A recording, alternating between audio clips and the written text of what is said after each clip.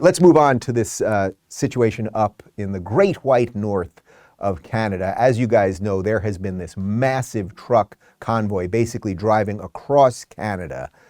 Sometimes people are saying it's upwards of 50,000 trucks.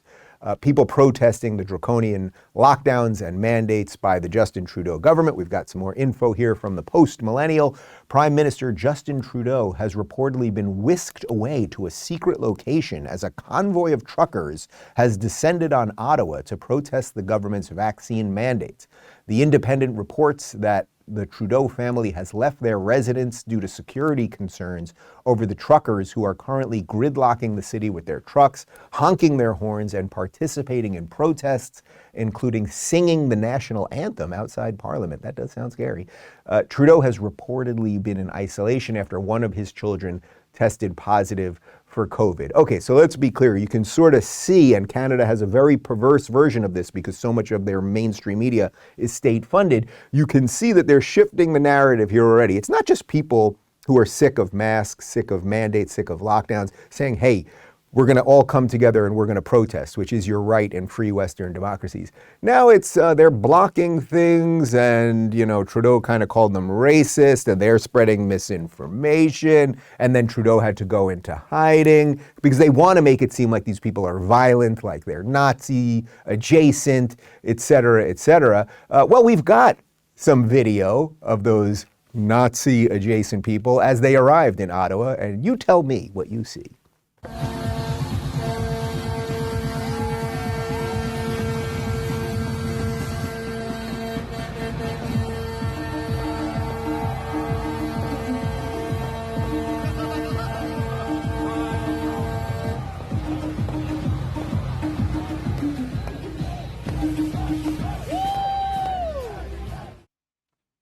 Scary stuff, isn't it? They got to Ottawa, they started dancing in the street. There were people and other people, and they were breathing on each other and smiling and sharing joy and the desire to save their country. Woo-hoo-hoo. I'm freaking out over here. My buddy Ezra Levant from the Rebel, which is one of the few independent media organizations in Canada, he gave an absolutely fantastic speech to the people of Ottawa. We've got a little bit. It is cold today. It is cold today. Almost as cold as Justin Trudeau's heart. Because when people say, what do we do about the media? I say you become the media. That's what you do. The media acts like a party. The media party. It's a subsidiary of the Liberal Party. So you've got to tell the story yourselves. Everyone who was here, everyone who was along the road has to bear witness and testify to what they saw. Because there's two competing narratives. The government says you're racist. The government says you're sexist. The government says you're violent. In the meantime, I've never seen a more diverse group of Canadians. They're far from violence. People want to not be violated anymore. Justin Trudeau says you're extreme, but he's the one who has violated our civil rights. He says you're a fringe. Well, that's a pretty bloody big fringe. Tell them what happened. Tell them what you saw, because they will not hear the truth from anyone else. Keep up the fight, everybody. Keep fighting for freedom.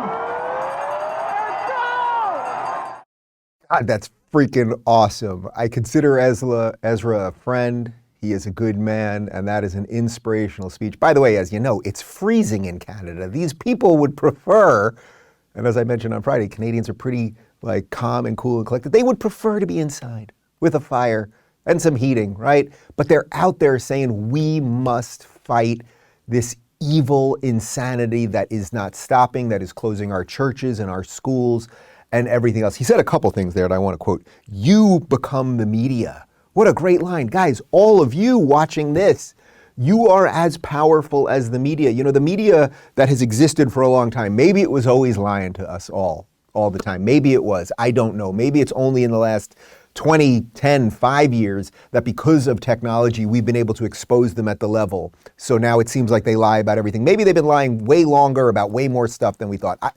We can have some separate discussions about that, but every single one of you have a brain, you have an opinion, you have a life, you have thoughts, and you have a phone, and you can get those things out there, at least for now, right? And we're working on the tech solutions to make sure that you'll be able to do it long term.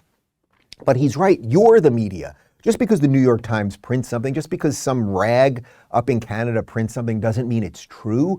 And they're preying on the fact that we're all afraid to talk to each other, that we're all afraid to say what we really think. And the more that we don't say what we think, the more that they feel that they can encroach. He then went on to say, you've got to tell the story yourself. I love that.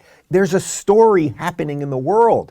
And as that Jordan Peterson guy, who I may be doing a little something with tonight in Miami, often would say, wouldn't you want to be the main character in your story?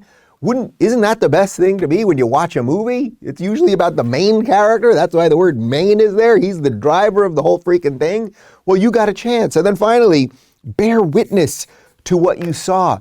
Do not believe that because the Canadian media or the New York Times or CNN tells you that those people out there are racists and bigots and sexists and even anti-vaxxers or whatever ridiculous pejorative term they want to use to describe those people who have just been pushed far enough that they had to create this convoy to drive across a frozen tundra to get outside and give speeches and dance with other freedom-loving people. Don't believe any of the nonsense that they are pushing on you on all of that. And if you want to bear witness, how about we end this segment with a little inspiration, a little music, and here is what bearing witness looks like.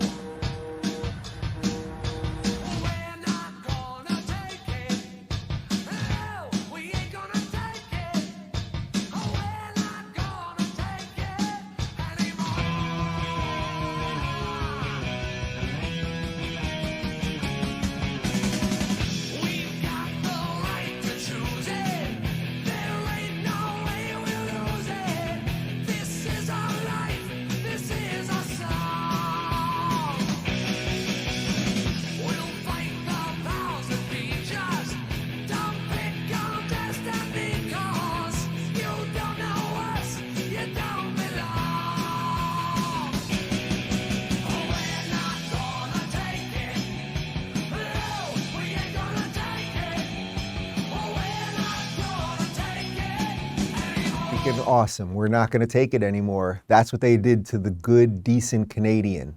The good, decent Canadian who just wanted to live their life. They pushed them far enough that this is what's going on. So I just want to be very clear about something. I stand with you, good, decent Canadian. I stand with you against Justin Trudeau and all of the people who have done this to you.